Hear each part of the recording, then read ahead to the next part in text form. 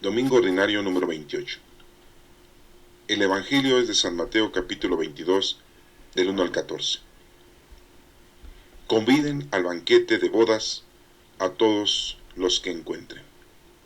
En aquel tiempo, volvió Jesús a hablar en parábolas a los sumos sacerdotes y a los ancianos del pueblo, diciendo: El reino de los cielos es semejante a un rey que preparó un banquete de bodas para su hijo. Mandó a sus criados que llamaran a los invitados, pero estos no quisieron ir.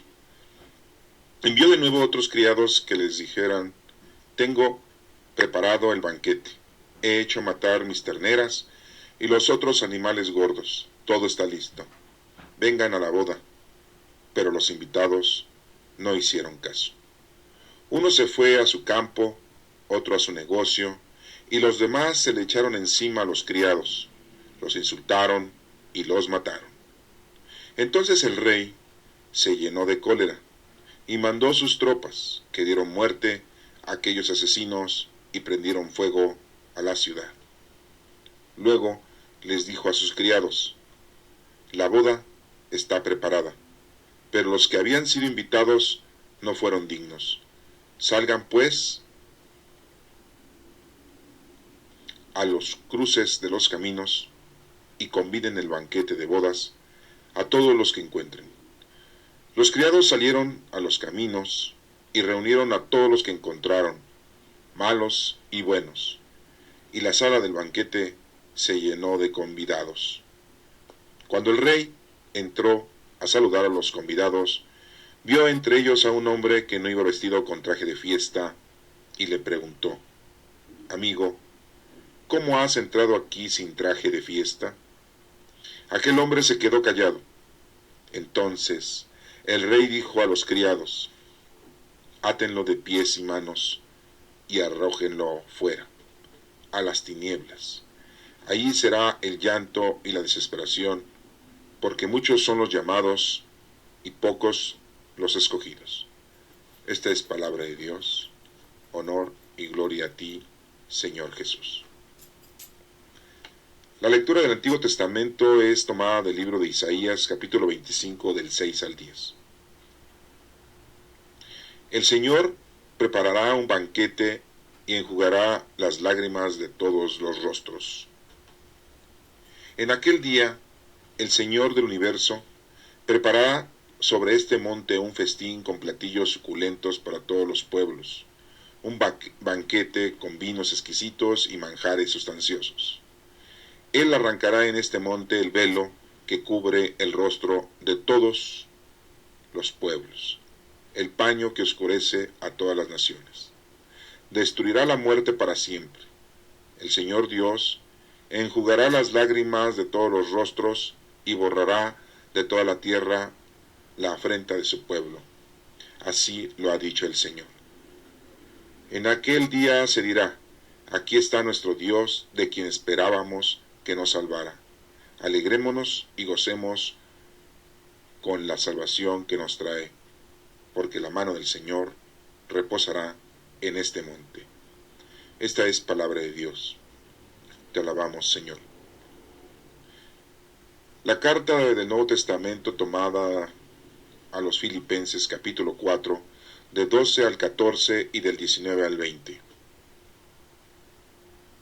Todo lo puedo unido a aquel que me da fuerza. Hermanos, yo sé lo que es vivir en pobreza y también lo que es tener de sobra. Estoy acostumbrado a todo, lo mismo a comer bien que a pasar hambre, lo mismo a la abundancia que a la escasez. Todo lo puedo unido a aquel que me da fuerza. Sin embargo, han hecho ustedes bien en socorrerme cuando me vi en dificultades. Mi Dios, por su parte, con su infinita riqueza, remediará con esplendidez todas las necesidades de ustedes, por medio de Cristo Jesús. Gloria a Dios, nuestro Padre, por los siglos de los siglos. Amén. Esta es palabra de Dios. Te alabamos, Señor. En el Evangelio de Mateo nos encontramos con una parábola en la que también se está dirigiendo principalmente a los sacerdotes y ancianos del pueblo. Como ya lo sabemos, los sacerdotes y los ancianos del pueblo es la gente preparada, es la gente que tiene estudios, es la gente que tiene conocimiento de toda la profecía, de toda la doctrina, desde la época de Moisés, de todos los judíos que pasaron tantos sufrimientos y tantas experiencias con el Señor. Los sacerdotes y los ancianos del pueblo son los que dirigen a todos los judíos en aquel entonces. Aquí vemos cómo Jesucristo se vuelve a dirigir a ellos. Esta es una nota para todos aquellos que tienen conocimiento de la palabra de Dios, que en la actualidad son presbíteros, son sacerdotes, son pastores, son dirigentes, son guías, y les está haciendo ver algo muy importante, que es tener en mente lo principal, que es el verdadero conocimiento de la palabra de Dios y de su doctrina. Y que no debemos de tener conceptos ajenos, ni tampoco ponerle de nuestra cosecha, o hacer nosotros resultivos que no conllevan a la verdad. Porque muchas veces nosotros le aumentamos a la palabra de Dios, a los mensajes, y estamos tergiversando y cambiando la meta y el objetivo de la palabra de Dios. Tengamos mucho cuidado cuando hablamos de las cosas de Dios y de su palabra, ya que podíamos caer en un error y llevar a cabo algo que no es correcto. Vemos cómo entonces Jesucristo les va a poner un ejemplo de una boda. Y así lo menciona. Dice, el reino de los cielos es semejante a un rey que preparó un banquete de bodas para su hijo. Estamos viendo que está hablando de un rey mundano, y que va a casarse su hijo, y que va a hacer un banquete. Cuando un rey, uno de sus hijos, se va a casar, por lógica sabemos que los invitados va a ser pura gente importante, pura gente de primer orden, pura gente de familia, gente de dinero, gente rica, gente poderosa. Eso es lo que comúnmente nosotros vemos y sabemos cuando se casa el hijo de un rey. Lo hemos visto en nuestra época cuando se casan los hijos de los reyes de España, de los reyes de Inglaterra, etcétera, etcétera. Y vemos cómo pues los invitados son puras personalidades del mundo, que están acorde a ellos. Pero Jesucristo pone un ejemplo muy difícil de entender para la mayoría de nosotros. Porque si ustedes leen esta lectura podrán decir, bueno, pues está diciendo que invita y que no van los invitados, y que después al final invita gente que no es de su misma alcurnia, que no es gente de su mismo nivel. Pero ese no es el mensaje primordial de esta lectura. Veamos punto por punto para que podamos aprender exactamente qué es lo que nos quiere decir nuestro Señor Jesucristo en esta lectura de una boda. Una boda es aquella manifestación en la que dos personas se unen para que conlleven ellos a realizar el objetivo, el mensaje, la meta que Dios ha dispuesto en esas personas. Pero no solamente eso, sino que está hablando de una unión total. Por eso se ha mencionado en la doctrina cristiana que Jesucristo está casado con la iglesia, porque es una unión total, en la que está al servicio mutuamente. Es una forma doctrinal de especificar una unión, de llevar a cabo un desenlace en que las dos partes son importantes, son tan importantes, y que hay una comunicación total. Por eso se menciona que Jesucristo es el esposo de la iglesia. De una forma doctrinal, aclaro. Pero veamos cómo aquí el mensaje va más allá de lo que nosotros podamos leer literalmente la parábola, ya que cada uno de nosotros tendrá en su persona, en su particularidad, un mensaje propio. Pero debemos de entender el mensaje que nos otorga esta lectura para todos en general. Dice que prepara un banquete de bodas para su hijo. Manda a sus criados que llamaran a los invitados, pero estos no quisieron ir. Esto pues da una relación a que los criados pues son sus ángeles. A ver si poco a poco van entendiendo a qué se refiere. Manda a sus criados a que llamen a los invitados. Los invitados del Señor pues es el pueblo judío, el pueblo hebreo. Decimos doctrinalmente que es el pueblo escogido de Dios, los hebreos. Ellos fueron invitados al banquete del Señor y no quisieron ese banquete, no aceptaron a nuestro Señor Jesucristo. Hemos visto en otras lecturas, en otras parábolas que Jesucristo ha mencionado, en donde está invitando a varios a trabajar a la viña y les paga el mismo salario. Vemos también otra parábola en la que les está diciendo a los discípulos, que les está mencionando que vayan y busquen e inviten para que lleven a cabo el trabajo que el Señor les ha dispuesto a cada uno. Y vemos cómo en la época cuando Juan el Bautista bautizaba, les decía que se arrepintieran de sus pecados, porque el reino de los cielos está cerca. Está haciendo una invitación a todos los judíos y varios se arrepintieron, varios se reconciliaron, pero muchos no. Y de hecho, varios discípulos que tenía Jesucristo habían sido discípulos de Juan el Bautista. Aquí les dice que los criados pues son los ángeles que llaman a los invitados, que son los judíos, pero estos no quisieron ir. Dice, envió de nuevo a otros criados que les dijeran a la gente, ¿verdad? Tengo preparado el banquete, he hecho matar mis terneras y los otros animales gordos, todo está listo, vengan a la boda, pero los invitados no hicieron caso. Vemos cómo aquí nos menciona que no solamente en una ocasión hace hincapié o invita a los judíos a que se reconcilien. Podríamos decir que la primera vez que los está invitando a la reconciliación es en el momento en que Juan el Bautista se aparece en el río Jordán y les está dando indicaciones para que se arrepientan y se reconcilien y vuelvan al reino de Dios. Y vemos cómo ellos no lo aceptan, no quieren.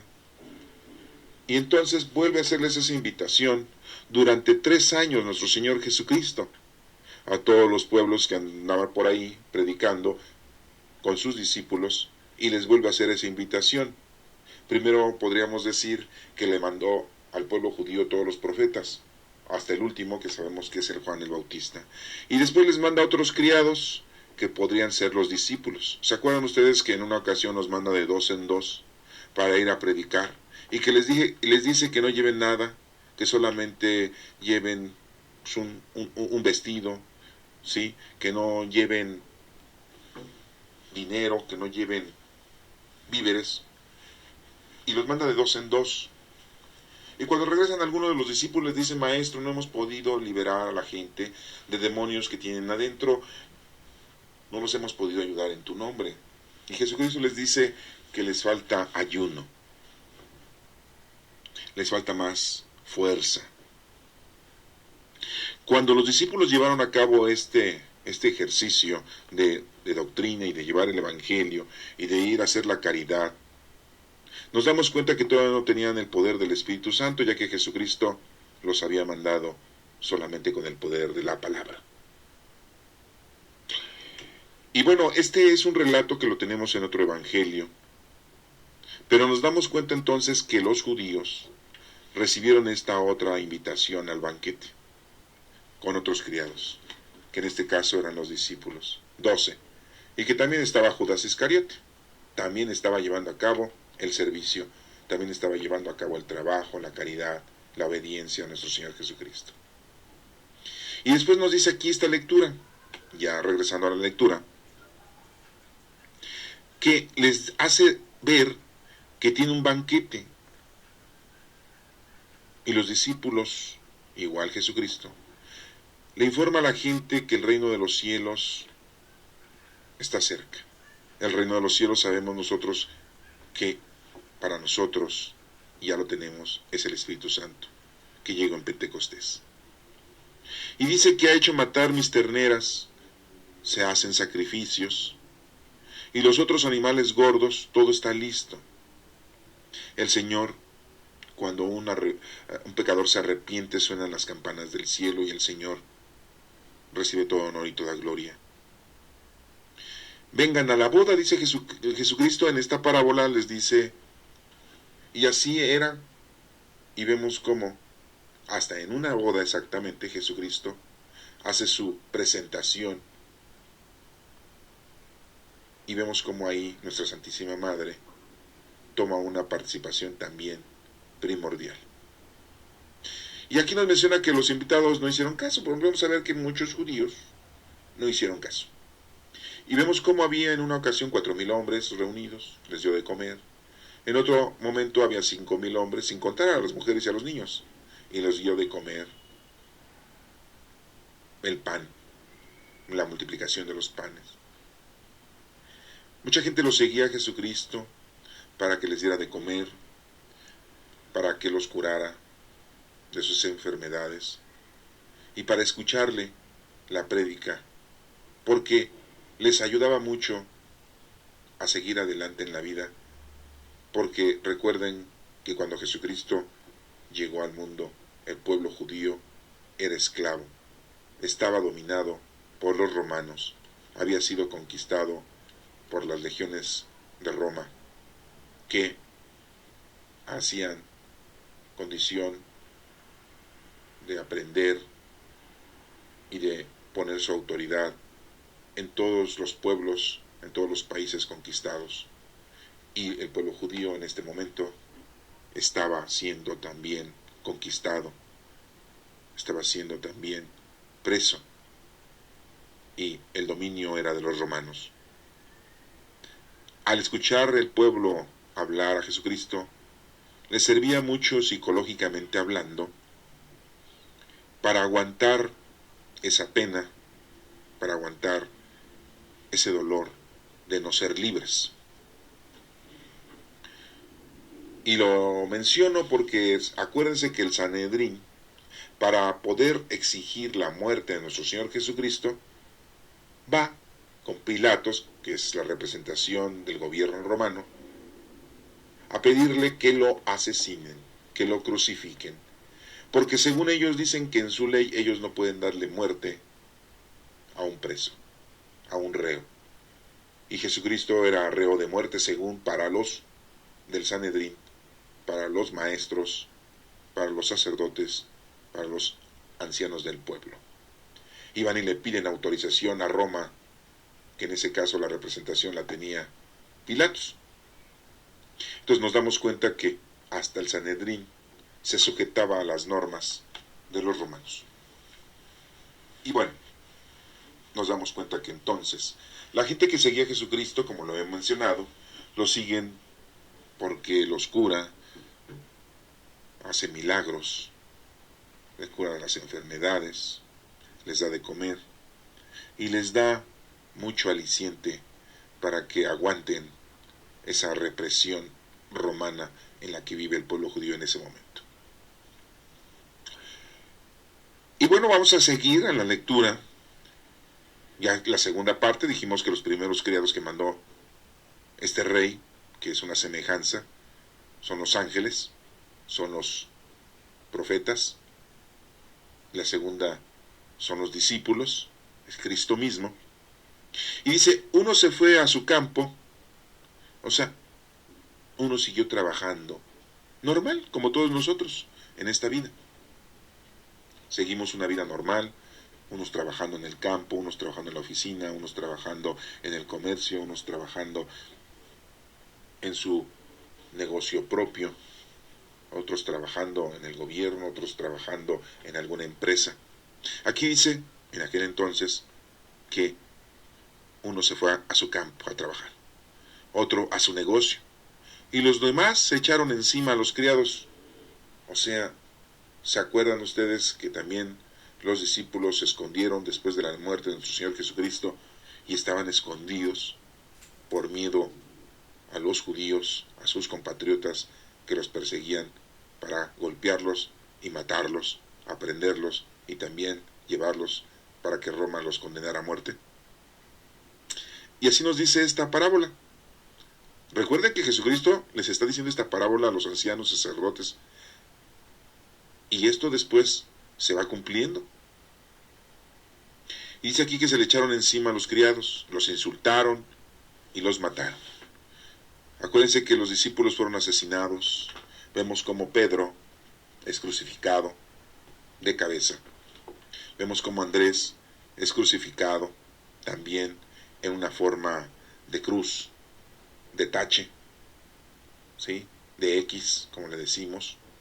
Vemos como Santiago, el hermano de Juan, es también pasado por las armas con una espada, es muerto, es asesinado. Y así consecutivamente tenemos la muerte de todos los discípulos, de la mayoría.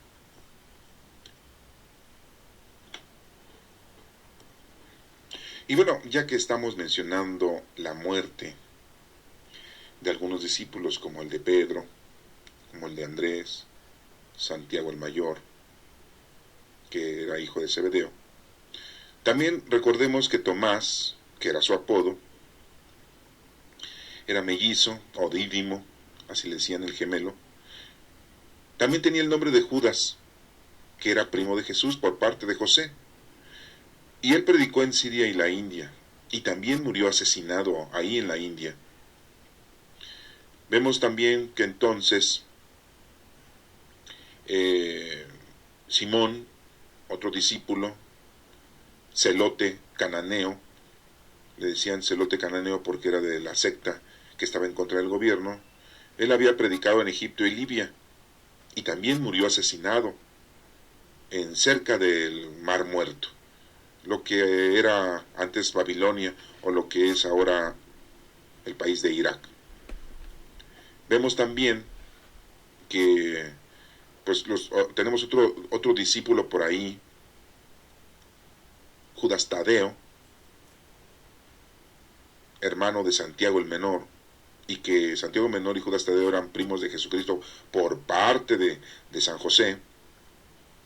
Él había predicado en Roma y Armenia y murió decapitado. Imagínense, Judas Tadeo, decapitado. ¿Sí? Vemos también Santiago el Menor, acabamos de decir que pues Judas Tadeo era su primo. Él predicó en Jerusalén y ahí fue asesinado en Jerusalén por Ananías. Era un sumo pontífice de aquel entonces. Lo mandó a apedrear, murió apedreado Santiago el Menor. Bartolomé, otro de los discípulos de nuestro Señor Jesucristo, que tenía el nombre de Natanael, también predicó en la India y murió desollado.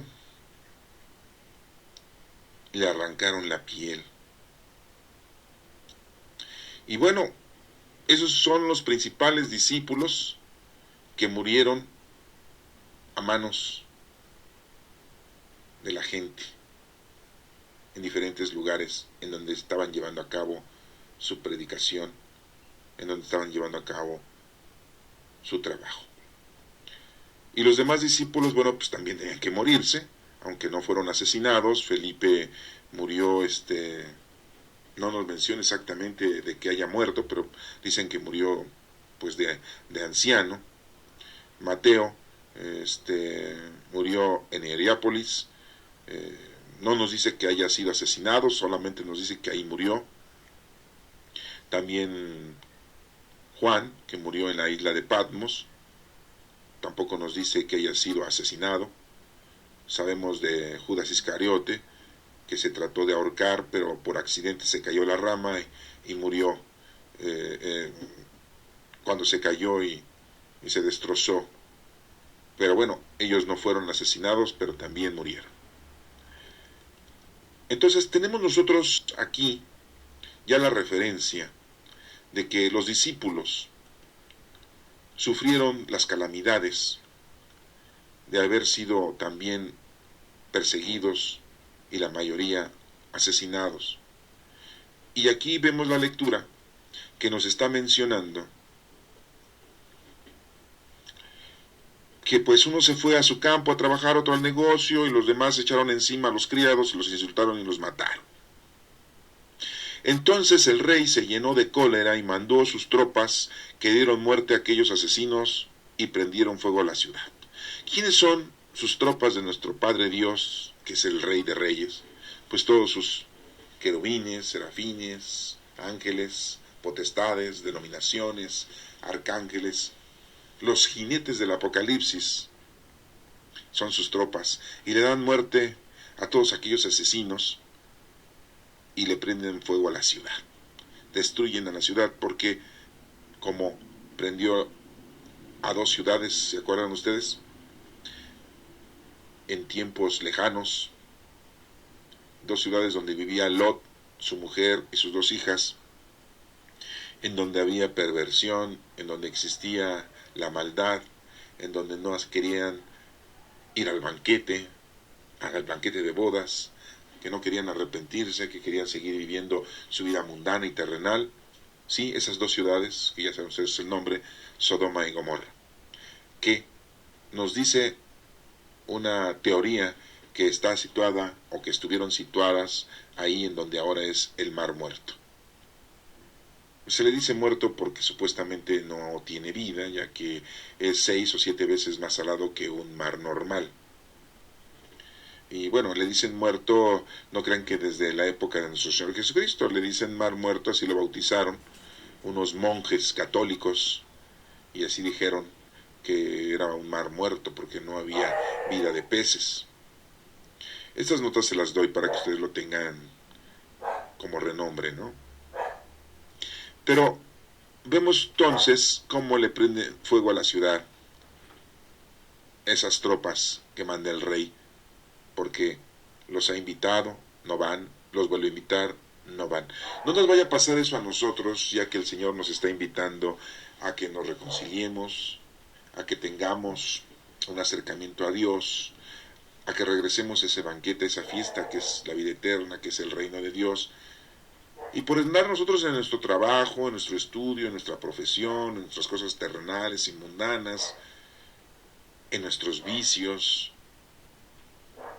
que nos están alejando del Señor, y que estamos disfrutando la vida de la manera como pues, se nos viene encima, y la queremos disfrutar a nuestro antojo. Y no le hacemos caso a las cosas de Dios. Y hacemos nosotros nuestras fiestas, hacemos nosotros nuestras reuniones, hacemos nosotros nuestros paseos, hacemos nosotros nuestras diversiones de una forma mundana y terrenal. Vamos al cine, vamos al teatro, vamos a bailar, y nos vamos a pasear a diferentes lugares, a divertirnos. ¿Por qué? Porque decimos, bueno, he trabajado, he estudiado, me he ganado el dinero, lo quiero disfrutar de una manera honesta y benévola. Sí, aparentemente todo eso está bien, pero no queremos acercarnos a la verdad, no queremos acercarnos a nuestro Padre Dios, a la palabra de Dios, y a lo que tenemos que hacer es ponernos a trabajar con los dones que el Señor nos ha dado. ¿Y qué es lo que puede pasar? Pues el Señor va a mandar sus tropas y nos va a dar cranqui a todos los que andemos en esos menesteres, porque la vida no solamente es una vida terrenal, la vida es eterna y es una vida espiritual. Y aquí muy claramente lo está diciendo. ¿Ya se dan cuenta de qué está hablando Dios en esta parábola? Ya casi la terminamos. ¿Se dan cuenta de qué está hablando Dios con esta parábola? Jesucristo, ¿de qué les está explicando a los ancianos? No es una forma literal solamente de entenderla. ¿Ya se dieron cuenta? Ahorita la mencionamos. Vamos a continuar.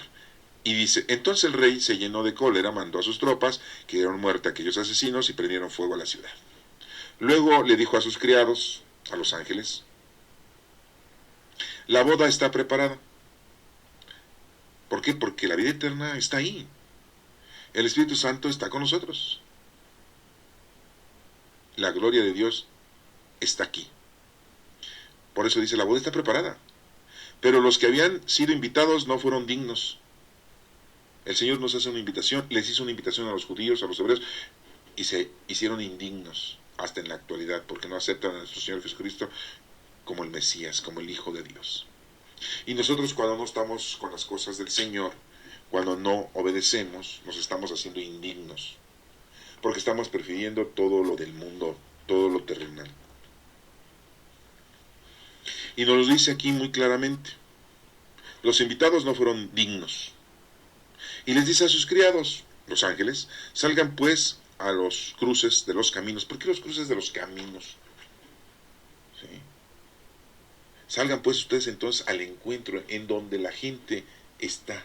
La verdadera gente. Esa es la palabra correcta. Gente. ¿Sí? A los caminos. Muchos son los caminos que llevan al Señor, pero hay una sola puerta, que es Cristo. Los cruces de los caminos.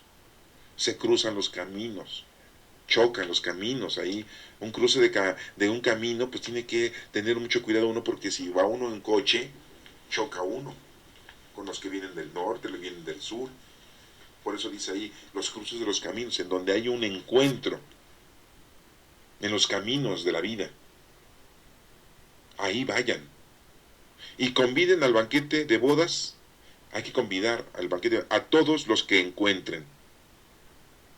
Como los judíos no aceptaron, se hicieron indignos, por eso Dios nos ha regalado a todos nosotros los paganos la palabra de Dios, el reino de Dios, y nos hace ser hijos por adopción de nuestro Señor Jesucristo. Y nos llena del Espíritu Santo.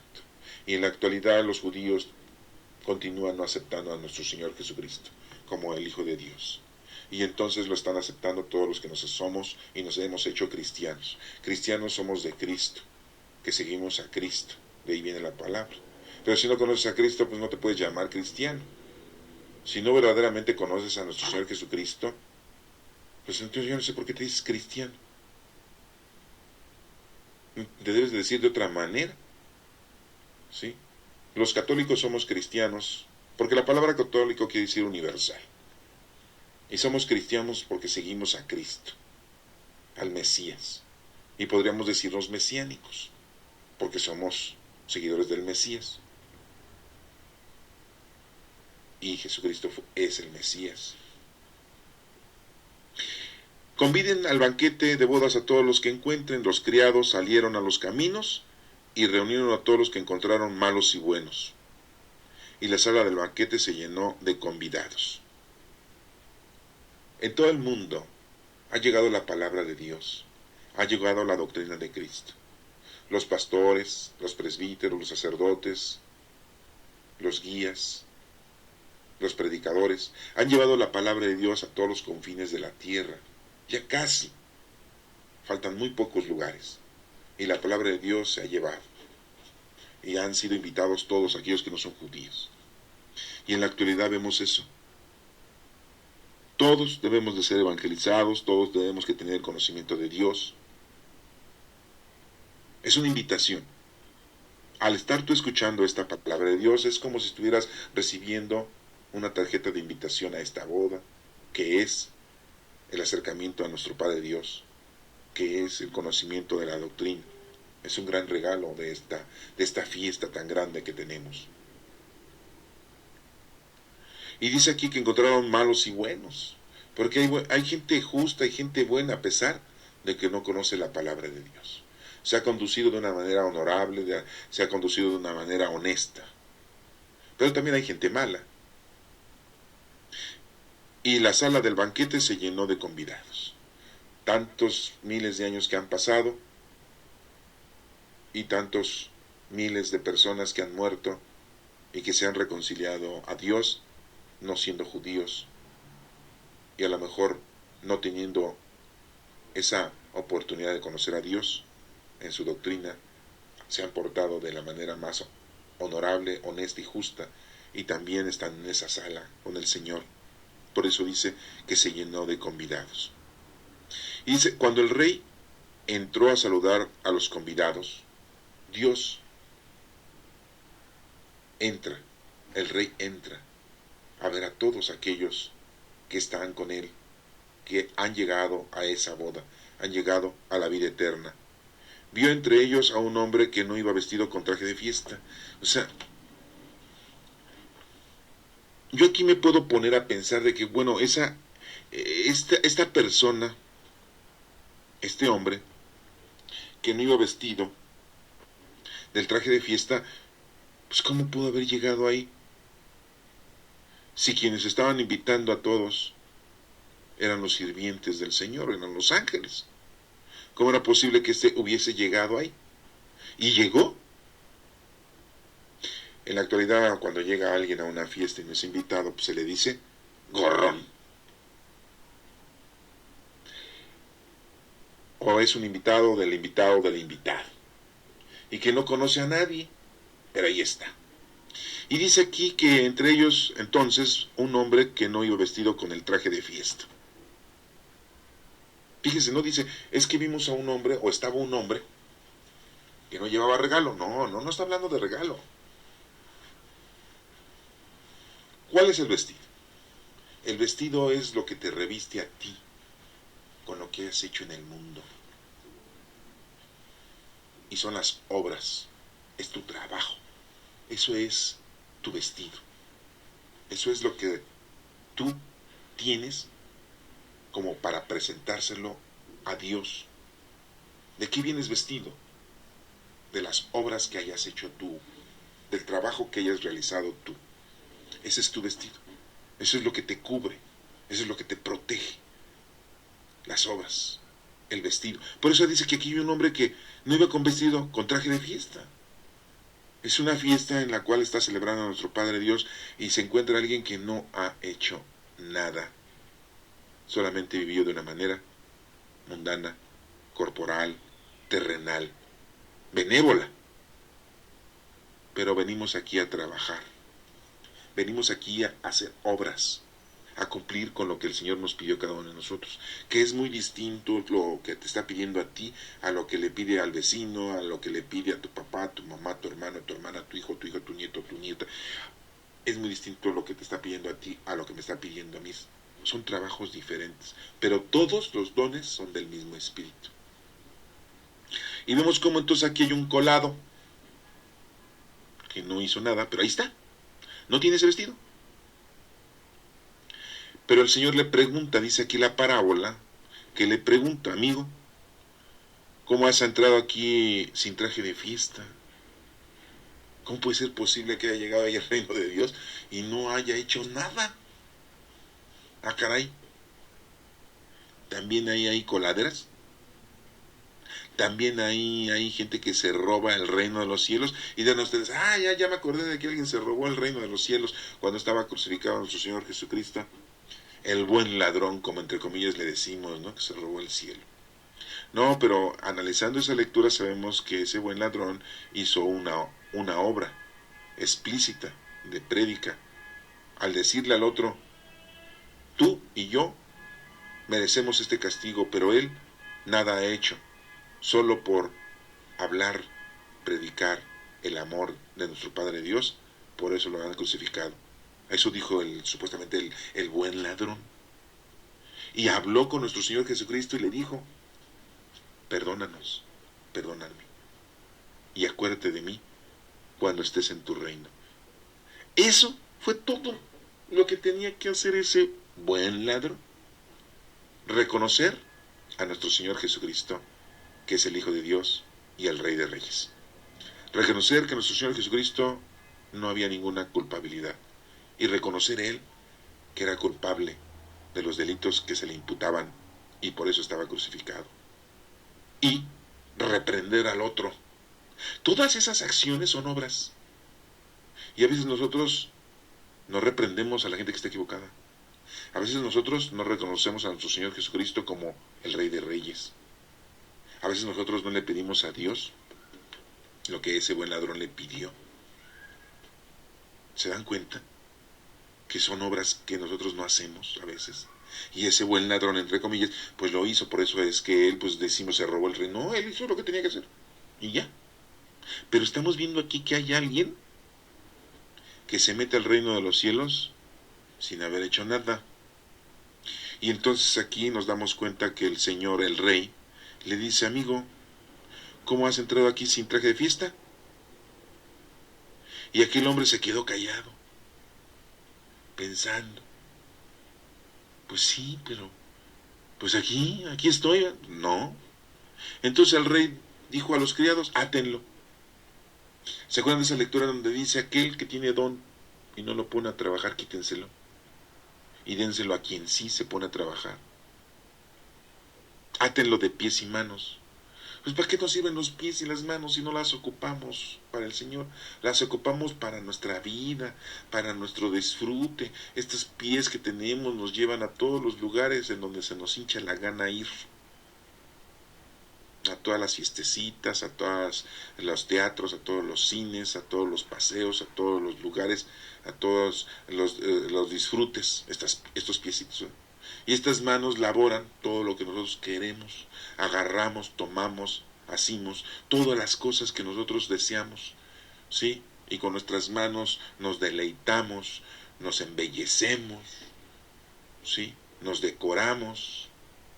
Estas manos llevan a cabo la realización de todo lo mundano y terrenal que disfrutamos mundanamente hablando. Y por eso el rey le dice, átenlo de pies y manos, porque no sirvieron esos pies para ir a donde tenía que ir a hacer su trabajo y su caridad. Esas manos no sirvieron más que para hacer puras cosas mundanas y terrenales. Y por eso le dice, átenlo de pies y manos y arrójenlo afuera. Arrójenlo fuera del banquete, del reino de Dios. No puede estar con el Señor. Aquel que no se puso a hacer algo por los demás no puede estar con el Señor. Tiene que estar afuera. Y si está afuera, pues ya no está en el reino de Dios. Y si no está en el reino de Dios, pues está en el abismo. Y ya eso es un dolor. Eso ya es un sufrimiento, no estar con Dios. A eso le llamamos infierno. A eso le llamamos dolor eterno. Muerte eterna. Y dice aquí, arrójelo fuera, a las tinieblas, a la oscuridad. ¿Por qué? Porque ahí no va a haber nada. Se acabó. Estando con Dios hay luz, vida. Continuamos. Y ahí será el llanto y la desesperación, dice la parábola. Dice Dios. Dice este mensaje que se los dio a los ancianos y maestros y sacerdotes. Ahí será el llanto y la desesperación. Porque no estar con el Señor es una desesperación. ¿Cuántos problemas has tenido en la vida? Sufrimientos. Y es porque el Señor no está contigo. Es porque tú te has alejado del Señor. Lo has hecho a un lado. Has preferido tener tú tus cosas mundanas y materiales y terrenales que estar con el Señor. Y por eso tienes esos sufrimientos, esos dolores, esas enfermedades. Porque tú te has alejado del Señor. Y entonces ha recaído en ti todos esos malestares. Por eso dice que ahí será el llanto y la desesperación. Y ya lo estás viviendo en vida. Imagínate cuando nos vayamos de aquí, porque este cuerpo pues se va a acabar. Imagínate, va a estar peor. Aquí tenemos la oportunidad de reconciliarnos y retomar nuestro trabajo. Pero ya saliendo de aquí, jamás. Y nos dice la última frase que es muy común y muy triviada por muchos de nosotros, los católicos, los cristianos, los creyentes, los predicadores, los pastores. Porque son muchos los llamados y pocos los escogidos. Los llamados pues diríamos que son todos. Y los que escogidos son aquellos que esto sí lo están entendiendo y se van a poner a trabajar.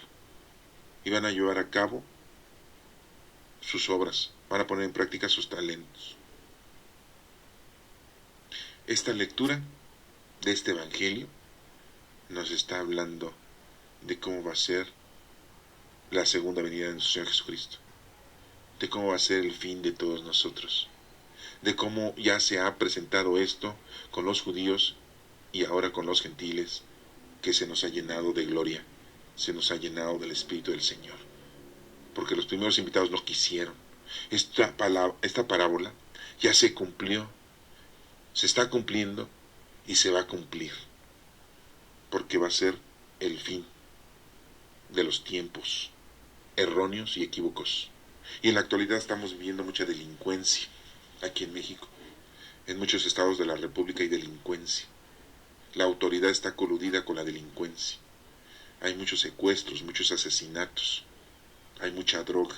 Y todo por tener el poder y tener dinero y disfrutar lo mundano y lo terrenal. lo corporal. Todos los días mueren asesinadas miles de personas, niños, mujeres, ancianos y jóvenes, todos los días, en este día 7 de octubre del 2014.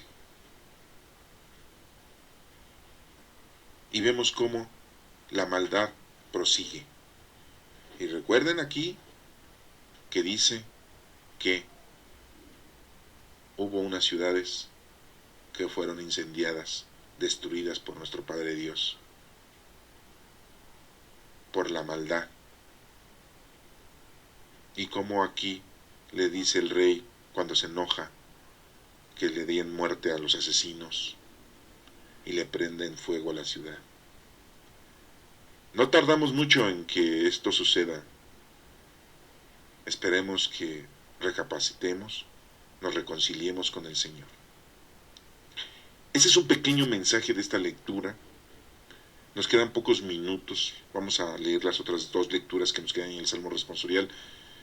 Pero espero que esta lectura no la lean solamente de una forma literal, sino que se vaya entendiendo de esta forma que la hemos estudiado ahorita, que es una forma teológica. Y como les vuelvo a mencionar, ya se cumplió, se está cumpliendo y se va a cumplir en la parucía, en el fin del tiempo de nuestra vida mundana. En Isaías dice: el Señor preparará un banquete y enjugará las lágrimas de todos los rostros. En aquel día, dice Isaías, el Señor del universo preparará sobre este monte un festín con platillos suculentos para todos los pueblos, un banquete con vinos exquisitos y manjares sustanciosos. Ese es nuestro recibimiento cuando nos vayamos de aquí y hayamos cumplido.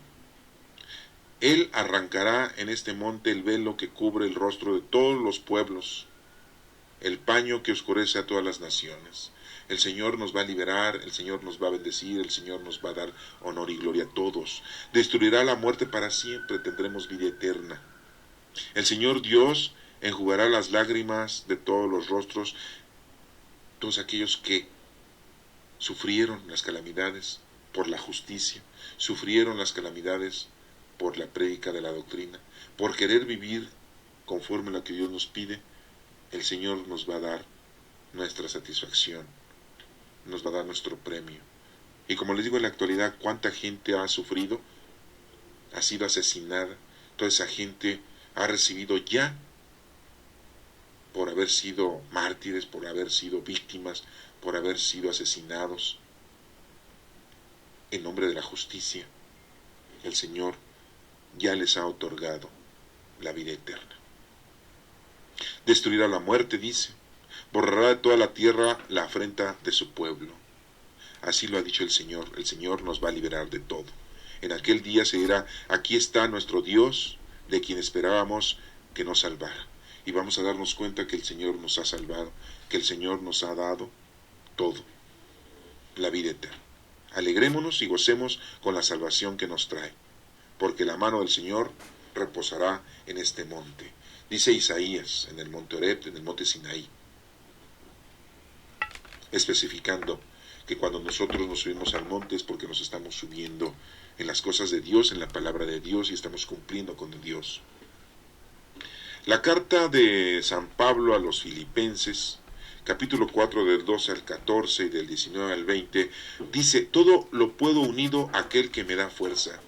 Claro, todo lo podemos hacer si estamos unidos al Espíritu Santo. Dios es el que nos da la fuerza para continuar. A pesar de que estamos viviendo unas situaciones muy conflictivas. No solo en México vivimos estos pesares de la delincuencia, de la maldad, del poder que las gentes, económicamente hablando y políticamente hablando, quieren tener. Y que a costa de lo que sea, están lográndolo de una manera impetuosa. No solamente, vemos como en el mundo tenemos un peligro latente que es una enfermedad, una peste, que es el ébola, y que ya empezó en África, en el continente africano, y que ya han muerto miles y miles de personas por esa enfermedad. Y que parece que esa enfermedad fue creada en laboratorio por científicos, cuando han querido hacer bombas bacteriológicas. Pero no vamos a hablar de eso. hablemos de que la peste, uno de los jinetes del Apocalipsis, está presente. La muerte, otro jinete del Apocalipsis, se está haciendo presente ahí, con esa gente que ha sido atacada de la peste, y aquí en México también, con tanta delincuencia. Y la guerra que se está llevando a cabo ahorita en contra del Estado Islámico allá en el Medio Oriente por las naciones Estados Unidos, Inglaterra, Francia, España, Holanda. Varios países están atacando al Estado Islámico y hay muerte. Es otro, la guerra, otro jinete del Apocalipsis. Y el que nos falta, pues el hambre. Tantos lugares en donde el hambre se está presentando porque no hay que comer.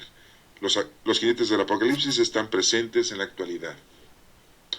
Hoy día 7 de octubre, mañana día 8 de octubre tenemos un eclipse en donde se alinean los planetas, en donde según las escrituras dice que cuando veas el cielo oscurecerse, cuando veas el sol hacerse rojo, cuando veas la luna volverse sangre, es el principio del fin. Y mañana día 8 de octubre del 2014, como segunda luna de este año, se presenta otra vez ese fenómeno que ya estaba profetizado hace miles de años y que son signos de que el fin está cerca y de que se está empezando a realizar la profecía de nuestro Dios, de nuestro Señor Jesucristo. Y dice aquí la lectura de Filipenses: hermanos, yo sé lo que es servir en pobreza y también lo que es vivir en pobreza y también lo que es tener de sobra. Dice Pablo, pues si has vivido en la riqueza y en la pobreza, pues sabes lo que es una diferencia de una y otra. Eso no te debe de importar, lo que debe de importarte es estar con Cristo y hacer lo que Dios te está pidiendo. Estoy acostumbrado a todo nos debemos de acostumbrar. Ay no, yo no voy a tomar leche. Ay no, leche entera no, light. Ay no, yo cómo voy a dormir en el suelo. No, yo estoy acostumbrado a dormirme en un colchón suavecito. Ay no, yo cómo voy a usar ese tipo de ropa. No, yo estoy acostumbrado a ropa cómoda, de franelita, de algodón, de seda. No, ¿cómo voy a ponerme esos zapatos corrientes? No, por favor. A todo hay que acostumbrarnos. Lo mismo a comer bien que a pasar hambre, dice Pablo. A todo eso nosotros debemos de vivirlo, de disfrutarlo, abundancia que a la escasez. Todo lo puedo unido a aquel que me da fuerza. Todo esto lo podemos sobrellevar, solventar, porque tenemos la fuerza de Dios, la fuerza del Espíritu Santo. Sin embargo, han hecho ustedes bien en socorrerme cuando me vi en dificultades, dice Pablo, que les da gracias a aquellas personas que lo han ayudado, lo han apoyado, para poder continuar a llevar la palabra de Dios a los demás. Mi Dios, dice, por su parte, con su infinita riqueza, remediará con esplendidez todas las necesidades de ustedes. Dios va a llenar de bendiciones a todas aquellas personas que hacen oración por otras, a todas aquellas personas que hacen caridad por otras, a todas aquellas personas que dan casa, vestido y sustento, a todas aquellas personas que empiezan a trabajar y que están trabajando en nombre de nuestro Padre Dios y que están poniendo a práctica los talentos que tienen, los dones. Dice aquí Pablo que remediará a Dios con esplendidez todas las necesidades de ustedes. Todas las necesidades que tengamos, Dios nos las va a cubrir, Dios nos las va a dar. Por medio de Cristo Jesús, Dios, por medio de nuestro Señor Jesucristo, nos da esa bendición. Recuerden que Jesucristo es el camino, la verdad y la vida. Y termina diciendo la frase como en el Evangelio, sí que muchos son los llamados y pocos los escogidos. Aquí Pablo en los Filipenses, de allá de Filipo, les dice gloria a Dios, hay que darle gloria a Dios, nuestro Padre. Él es el que nos ha dado la oportunidad de estar ahorita escuchando esta palabra de Dios y que nos ha permitido estar ahorita conociendo, amando y poderlo servir. Gracias, Padre, nuestro Padre Dios, por los siglos de los siglos. Un siglo son 100 años, por los cientos y cientos y cientos de años que han pasado, desde Cristo para acá ya pasaron casi 2000 años. y digo casi 2000 años porque nuestro Señor Jesucristo nació y llevamos ya 2014 años de que nació nuestro Señor Jesucristo aproximadamente, porque recuerden que estamos equivocados como 7 años, estaríamos ahorita como en el 2021. Pero bueno, esa es otra historia, no voy a ahorita ponerme a explicar eso, porque pues, tardaríamos mucho tiempo. Que así sea, dice Pablo en su explicación a los filipenses. El salmo responsorial que tenemos, el número 22, dice: habitaré en la casa del Señor toda la vida. El Señor es mi pastor. Sí, pues el Señor debe de ser nuestro pastor. Si es nuestro pastor, nada me va a faltar. Pero tienes que aprender a vivir con lo que el Señor te da, porque somos muy exigentes. Queremos nunca envejecer. Queremos siempre permanecer jóvenes. Queremos siempre tener muchas cosas. Y dice Pablo, hay que aprender a tener pobreza, pero también a tener lo insignificante. Y vuelvo a repetirles, nadie tiene derecho a lo superfluo mientras alguien carece de lo necesario. Dice aquí, nada me falta, en verdes praderas me hace reposar. El Señor siempre nos da felicidad. Hacia fuentes tranquilas me conduce. Si estamos con el Señor siempre nos va a habituar en lugares tranquilos, relajados, que no tengamos otros peligro. Pero si andamos mal, el Señor no nos puede ayudar porque nosotros nos estamos alejando de lo que Él nos está regalando, de ese banquete, de esa boda, de esa fiesta. Hacia fuentes tranquilas me conduce para reparar mis fuerzas. La fuerza la reparamos con nuestro Señor Jesucristo. Por ser un Dios fiel a sus promesas, me guía por el sendero recto. Así, aunque camine por cañadas oscuras, nada temo, porque tú estás conmigo, tu vara y tu cayado me dan seguridad. Si estamos con el Señor nos da seguridad y Él no nos va a hacer que caigamos y que caminemos por esos lugares oscuros, ni que estemos en lugares peligrosos. Tú mismo me preparas la mesa.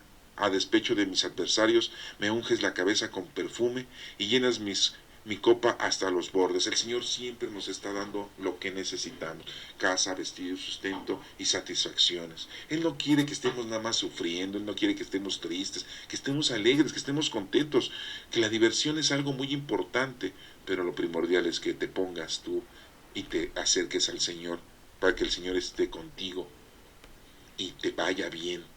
Si te alejas del Señor, te va a empezar a ir mal, porque te alejas del Señor y nada más quieres las cosas mundanas y terrenales y corporales. Y termina diciendo: tu bondad y tu misericordia me acompañarán todos los días de mi vida, y viviré en la casa del Señor por años sin término. La bondad y la misericordia del Señor siempre nos van a acompañar toda la vida, si estamos con Él. Pues estas lecturas de este próximo domingo, día 12 de octubre, nos está haciendo recapacitar a que vivamos de una manera honrosa, a que aceptemos esa fiesta, esa boda, y nos reconciliemos con el Señor. Y no sea que vayamos a meternos de gorrones y el Señor nos ate de pies y manos y para afuera. Tengamos mucho cuidado. Vamos a ponernos a recapacitar, reconciliémonos con el Señor y lleguemos con Él cuando nos vayamos de aquí con las manos llenas, y que nuestros pies hayan caminado por los senderos seguros que el Señor nos dijo que camináramos, y esas manos llenas para que no nos aten de pies y manos. No seamos gorrones, no queramos robarnos algo que no nos pertenece. La vida es para lograr la vida eterna, y no para desgastarla y perderla en la vida terrenal.